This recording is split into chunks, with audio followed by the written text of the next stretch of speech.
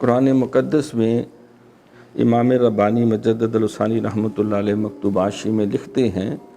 کہ حسنین کریمین ان دونوں شہزادوں کو اللہ کریم نے حضور کے ابناء کہہ کے بیان کیا۔ قل تعالوا ندعو ابناءنا وابناءکم ونساءنا ونساءکم وانفسنا وانفسکم ثم نبتہل فنجعل لعنۃ اللہ علی الکاذبین۔ جب نجران کے عیسائیوں، نصرانیوں اور پادریوں نے حضور علیہ الصلوۃ والسلام سے تفصیلی مناظرہ کیا اور بات مباہلے پہ منتج ہوئی کہ مباہلہ کیا جائے گا،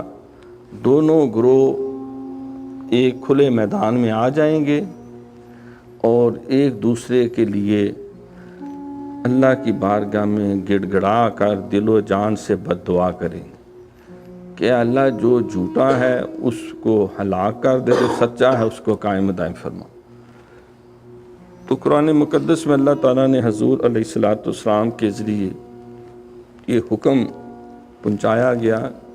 انہیں کہو کہ آ جاؤ، تم اپنے بیٹوں کو لے آؤ، میں اپنے بیٹوں کو لے آتا ہوں، تم اپنی عورتوں کو لے آؤ، میں اپنی عورتوں کو لے آتا ہوں، تم اپنے مردوں کو لے آؤ، میں اپنے مردوں کو لے آتا ہوں، میں بھی آ جاتا ہوں، تم بھی آ جاؤ، پھر ہم ایک دوسرے کے لیے بد دعا کرتے ہیں، اور جو جھوٹا ہے اس کو اللہ تعالیٰ ذلت اور رسوائی کے ساتھ ہلاک کر دے۔ حضور علیہ الصلوۃ والسلام نے اپنی چادر مبارک میں ان چاروں نفوس کو لیا، سیدنا علی المرتضیٰ شیر خدا رضی اللہ تعالیٰ عنہ، سیدۃ النساء فاطمہ زہرا رضی اللہ تعالیٰ عنہا اور حسنین کریمین رضی اللہ عنہما، اور خود بھی اس کے اندر بیٹھ کے فرمایا کہ اللہم رب ھذا اہل بیتی، اے اللہ یہ میرے اہل بیت ہیں، میں تیرے دین اور توحید کی گواہی دینے کے لیے، مبالغہ کرنے کے لیے ان نصرانیوں کے مقابلے میں جا رہا ہوں، قبول فرما لے۔ تو حضور علیہ الصلوۃ والسلام ان چار پاکیزہ نفوس جن کی شان میں اللہ نے قرآن کی آیت نازل فرمائی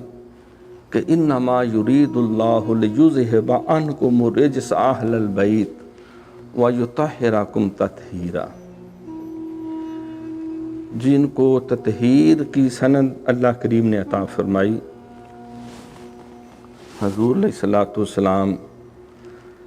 یہ چار نفوس اور آپ کی ذات بابرکات، ان پانچوں کو ملا کے محبت اور پیار سے کہا جاتا ہے پنج تن پاک۔